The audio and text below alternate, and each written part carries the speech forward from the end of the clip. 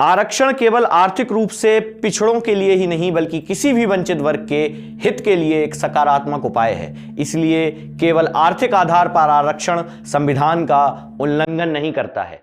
Justice Dinesh Maheshwari ने अपने फैसले में ईडब्ल्यूएस आरक्षण को सुप्रीम कोर्ट से बहुमत में पास कराया है। क्या है पूरा मामला, चलिए समझने की कोशिश करते हैं।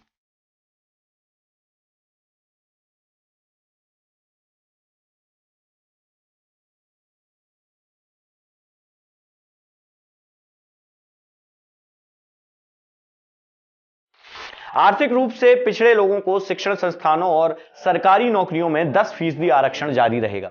सुप्रीम कोर्ट की 5 सदस्यीय संवैधानिक पीठ ने सोमवार को ईडब्ल्यूएस कोटे के तहत आरक्षण को बरकरार रखा हुआ है। भारत के संविधान के तहत अनुसूचित जातियों, अनुसूचित जनजातियों और अन्य पिछड़ा वर्गों को शिक्षा संस्थानों और सरकारी नौकरियों में 50% का आरक्षण अभी फिलहाल प्राप्त है। संविधान संशोधन के तहत इसके अतिरिक्त 10% आरक्षण आर्थिक रूप से पिछड़ा वर्ग को दिया गया है। अदालत में ईडब्ल्यूएस कोटा को चुनौती देते हुए 40 याचिकाएं दायर की गई थी। इसमें से एक 2019 में जनहित अभियान के तहत से दायर की गई थी। ईडब्ल्यूएस कोटा के खिलाफ याचिका देने वालों का तर्क है कि यह सामाजिक न्याय के और संवैधानिक नजरिए पर हमला मात्र है। याचिकाकर्ताओं का कहना है कि अगर यह कोटा बना रहा तो बराबरी के मौके समाप्त हो जाएंगे। जानने की कोशिश करते हैं कि किस प्रकार से ईडब्ल्यूएस के फैसले पर सुप्रीम कोर्ट के जजों ने क्या कहा है और किन वाक्यों को कहते हुए अपना ये ऐतिहासिक फैसला सुनाया है। सबसे पहले जस्टिस दिनेश माहेश्वरी ने अपना फैसला सुनाया। जस्टिस माहेश्वरी ने कहा कि ईडब्ल्यूएस आरक्षण से अनुसूचित जाति, जनजाति और अन्य पिछड़ा वर्ग को बाहर रखना भी संवैधानिक तौर पर वैध है। आरक्षण के खिलाफ फैसला देने वाले जस्टिस रविंद्र भट्ट ने कहा 103वां संशोधन संवैधानिक रूप से निषिद्ध भेदभाव को बढ़ावा देता है। ये समानता पर गहरा आघात है। आरक्षण के लिए तय 50% की सीमा में दखल विभाजन को बढ़ाएगा। भारत के प्रधान न्यायाधीश जस्टिस यूयू ललित भी इस राय से सहमत दिखे। पीठ में शामिल जस्टिस वेला एम त्रिवेदी ने कहा कि संविधान के 103वें संशोधन को भेदभावपूर्ण और अनुसूचित वर्गीकरण नहीं कहा जा सकता है।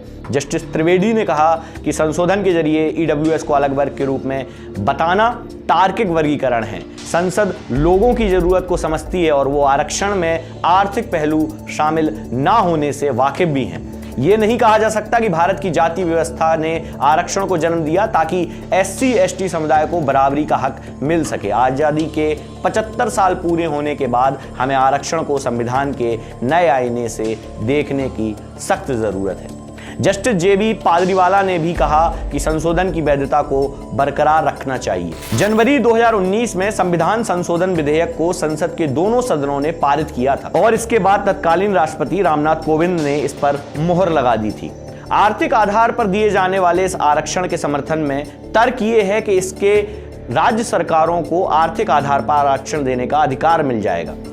आर्थिक आधार परिवार के मालिकाना हक वाली जमीन, सालाना आय या फिर अन्य भी हो सकते हैं। तत्कालीन यूपीए सरकार ने मार्च 2005 में मेजर जनरल रिटायर एस.आर. सिन्हो आयोग का गठन किया था, जिसने साल 2010 में अपनी रिपोर्ट पेश की थी। इसी रिपोर्ट के आधार पर ईडब्ल्यूएस का आरक्षण दिया गया था। आयोग ने अपनी रिपोर्ट में उस वक्त कहा था कि सामान्य वर्ग के गरीबी रेखा के नीचे वाले आने वाले परिवार, ऐसे परिवार जिनकी सभी स्रोतों से सालाना आय आयकर की सीमा से कम होती है, उन्हें आर्थिक रूप से पिछड़ा वर्ग माना जाएगा।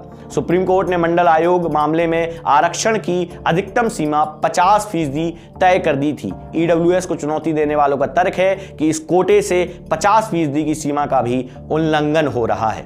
सुप्रीम कोर्ट में लगातार ईडब्ल्यूएस के खिलाफ मामले आते रहते हैं और जस्टिस उनको सुनवाई करके उन पर अपना फैसला देते हैं। इस बार जो फैसला आया है वो ईडब्ल्यूएस के हक में आया है और उनको उनका आरक्षण प्राप्त होता रहेगा। ईडब्ल्यूएस, मेडिकल, शिक्षा और जो भी सामाजिक जरूरतें हैं उनको लेकर सरकार की क्या राय है, सरकार क्या काम कर रही है, सुप्रीम कोर्ट के क्या फैसले आते हैं और इसके अलावा जो भी एमसीडी के चुनाव अभी चालू हैं उस पर भी हमारी पैनी नजर बनी हुई है। हम जनता के बीच में जाते हैं, लोगों से बात करते हैं और उनकी समस्याएं आपके जनप्रतिनिधियों तक पहुंचाने का काम करते हैं। किसको टिकट मिलेगा, किसका टिकट फाइनल होगा और टिकट फाइनल होने के बाद कौन सी पार्टी विजयी होगी, कौन सा वो नेता होगा जो अपने क्षेत्र में अपनी पार्टी को विजय दिलाएगा, ये भी देखना काफी दिलचस्प रहेगा। एमसीडी का चुनाव गरमा रहा है और इसी गर्म माहौल में हम आपके साथ सारी ग्राउंड रिपोर्ट आप तक लाते रहेंगे। तब तक आप देखते रहिए नजर टुडे। वीडियो अच्छा लगे लाइक करें, शेयर करें और सब्सक्राइब करें अपने फ्रेंड्स और फैमिली के साथ, और कमेंट करके हमें जरूर बताएं कि आपको ये वीडियो कैसा लगा। बहुत बहुत धन्यवाद।